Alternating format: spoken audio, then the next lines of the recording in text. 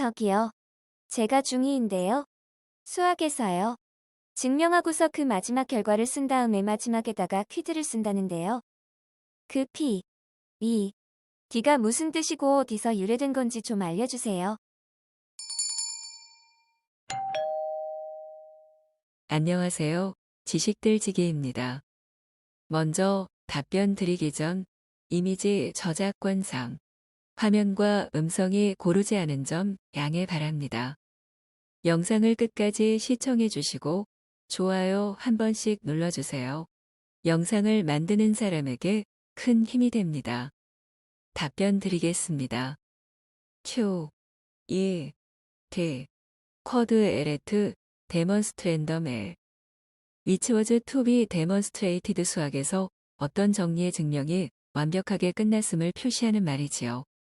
정리와 체드 비욘드 더 넘버러시의 번역판 수학 나라에 바보는 없다 박내식.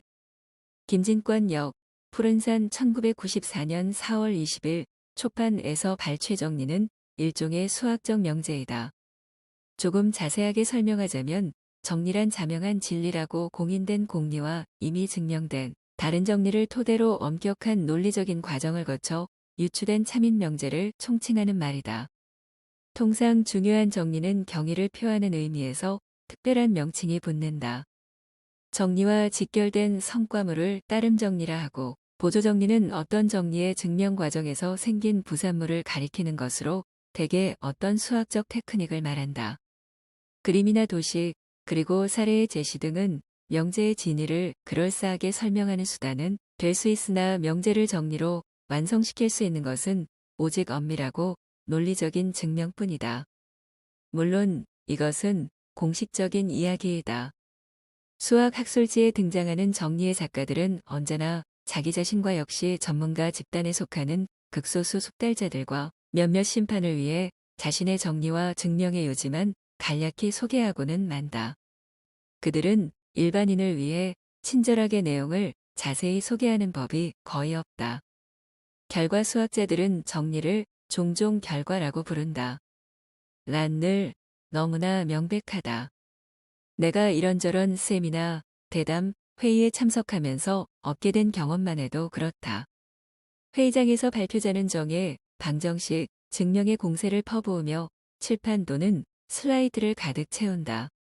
머리가 혼란하지만 발표장에 있는 다른 훌륭한 사람들이 슬기롭게 고개를 끄덕이고 있으므로 나는 계속 주목한다. 칠판을 지울 때 또는 슬라이드를 섞는 동안 발표는 잠시 멈춘다. 그 사이에 나는 열렬하게 고개를 끄덕이던 옆 사람에게 물어본다. 발표자의 결정적인 말은 무엇입니까? 또는 저 기호가 무슨 뜻입니까? 나의 질문에 수줍어하며 어깨를 으쓱하는 모습에서 그도 마찬가지로 혼란해졌구나 하는 것을 깨닫는다. 강의가 다시 시작되고 내 옆 사람은 얘의 고개 끄덕임을 다시 시작한다. 이해한다는 끄덕임 이와의 고개 끄덕임도 있구나. 하고 나는 이해한다. 물론 고개를 끄덕일 필요성을 전혀 느끼지 않거나 혹은 고개 끄덕임을 멈출 충동을 전혀 느끼지 않을 자신의 전공이 발표자의 전공과 충분히 근접한 수학자들도 역시 그곳에 있을 것이다. 그들이 바로 발표자의 수학적 유효성을 임시로 감시하는 감시인이다. 어떤 명제가 정리라는 메달을 당당히 쟁취했다는 것을 강조하기 위해 사람들은 그 증명의 맨 끝에 역사와 전통을 자랑하는 퀴드를 갖다 붙인다. 라틴어 쿼드 에레트 데먼스트랜덤의 약자 퀴드는 증명 끝을 뜻하는 용어이다. 이따금 퀴드는 어떤 공갈이나 협박의 목적에 사용되기도 한다. 따져보면 우선 그것은 인쇄체 대문자로 되어 있다. 그리고 말할 때 과장된 힘이 들어가고 많은 사람들의 공통된 의견보다 더 확실하다는 일종의 오만함을 물씬 풍긴다. 때때로 어떤 사람들은 퀴드가 아주 널리 보급된 용어라는 사실을 악용, 수학적 빈곤을 은폐하는 수단으로 사용하기도 한다. 요즘 교재들은 퀴드 대신에 정리의 정면 끝 부분에 까맣고 평범하면서도 편리한 수직 표시를 사용한다. 미국 수학자 할모스가 시작한 이 표시가 좀 더 바람직하다. 이것은 끝맺음 표시로 퀴드만큼 실용적이면서 위협에는 전혀 도움이 안 된다. 나는 퀴드가 중요한 정리를 위해 가끔은 사용되는 것이 바람직하다고 생각한다. 이유는 그것이 평범함보다 더 뿌듯한 만족감과 당당한 느낌을 증명하는 사람에게 선사하기 때문이다. 정리의 논리적 타당성을 검증하기 위한 장치인수리 논리학은 과거 2300년 이상 엄청나게 변모해왔다. 아리스토텔레스의 3단 논법은 중세시대의 논증 본류법을 낳았으며 차례로 그 논증 본류법은 보울의 명제 대수학을 낳았다. 19세기 후반과 20세기에 프레게 G.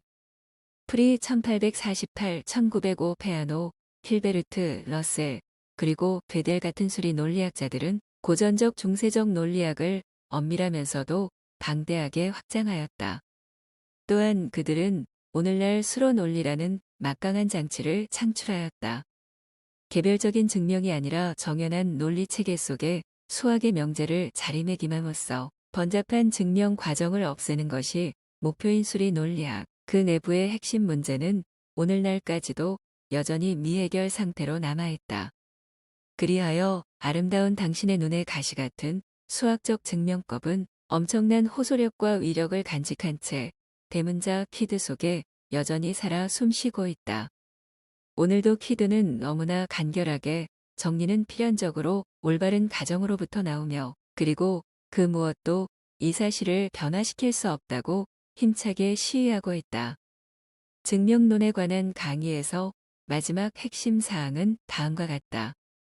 많은 사람들이 수학적 증명은 항상 기호 형식으로 나타나고 형식 논리학의 모든 소품을 활용하는 것으로 알고 있다.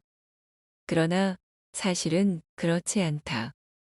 그런 방식의 증명은 대체로 문제 자체를 번잡하게만 할 뿐이다. 따라서 단어 자체에서 끌어낸 간결한 논증이 항상 더 바람직하다. 조합론 사색 정리의 증명법 단원에서 적어도 3명이 서로 면식이 있거나 또는 서로 초면이 되기 위해 필요한 최소 인원은 6명이라는 증명 방법이나 위상수학 단원에서 등산가의 부동점 존재의 증명 방법이 바로 그 대표적인 사례이다. 이런 증명들은 공일 수학의 기호 없이 단어만을 사용하여도 수학적 증명이 충분함을 생생히 입증하고 있다. 지금까지 지식들지기였습니다. 다음 영상은 더욱 호기심 많은 질문들로 업데이트될 예정입니다. 구독하시면 일상생활에서 가끔 궁금한 질문들이 함께할 것입니다. 지식과 상식 얻어가세요. 감사합니다.